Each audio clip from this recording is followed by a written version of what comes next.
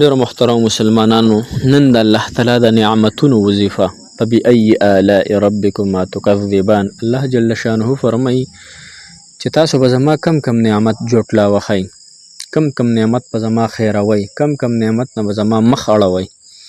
د الله تعالی بې انتها او بې شماره نعمتونه هم تاسو باندې محترم مسلمانانو، او د ټول نه بهترین نعمت الحمدلله، د ټول نه غټ نعمت په ټولو نعمتونو کې یو دا نعمت دی چې الحمدلله الله جل شانه موږ مسلمانان پیدا کړي.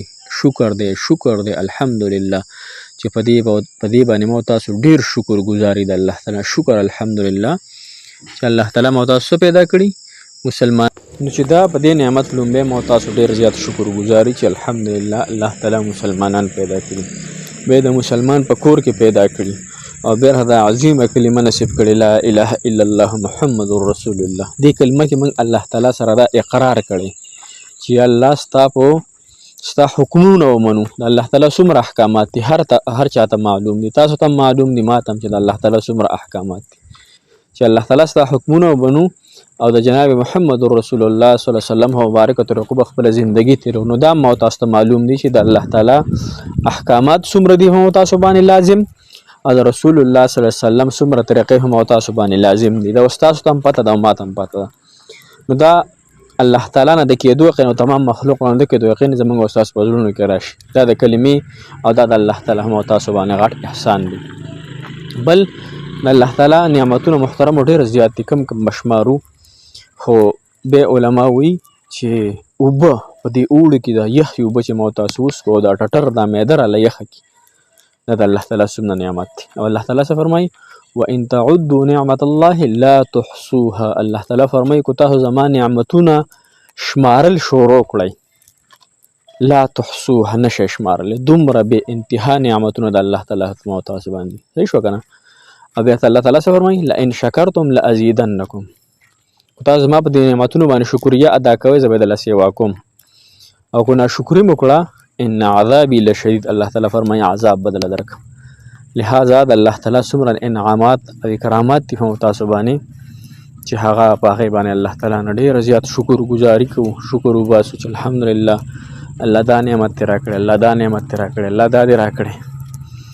نو د ټول نه غټ نعمت تاسو ما څنګه عرض کړه په ایمان باندې، د ایمان په دولت باندې، نعمت باندې شکریه ویستل. دا ټول نعمتونه د الله تعالی د محترمو د الله تعالی ځکه دا آیات مبارکه نازل کړی چې فبأي آلاء ربکما تکذبان. اوس که چا سره صحت نشته نو شکر دی وباسي، ناشکري دې نه کوي. که چا سره پیسې نشته شکر دی وباسي، که چا خاوند نشته شکر دی وباسي چې الله شکر دی په دې وخت باندې، او یا الله ته ماته راکړي. الله صحت نه راکړی، صحت راته راکړي. الله خاوند نه راکړی، خاوند هم راته راکړي. الله ستا خزانې ډکې. الله بیبي دې نه راکړې، ښځه دې نه راکړې، الله ښځه راته راکړي.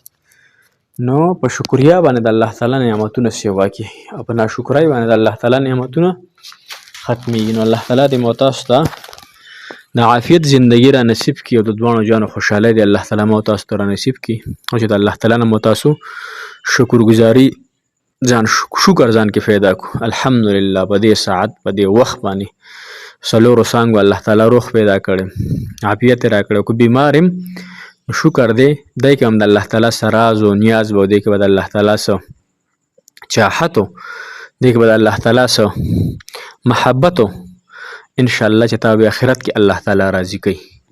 محترم مسلمانانو په دې باندې اکتفا کوو. موږ ته هم ډېرې دعاګانې کوي. څوک چې بیماران دي الله دې صحت ورکړي، څوک حاجتمند دي الله تعالی دې حاجتونه پوره کړي، څوک قرضدار دي الله تعالی دې قرضونه پوره کړي، او څوک مشکلاتو کې دي الله تعالی د ټولو مسلمانانو مشکلات آسان کړي. موږ هم په ډېرو ښکلو دعاګانو کې یاد ساتئ. موږ به تاسو ته ډېرې دعاګانې کوو. جزاک الله خیر، احسن الجزا فی الدنیا والآخرة. السلام علیکم ورحمة الله وبرکاته.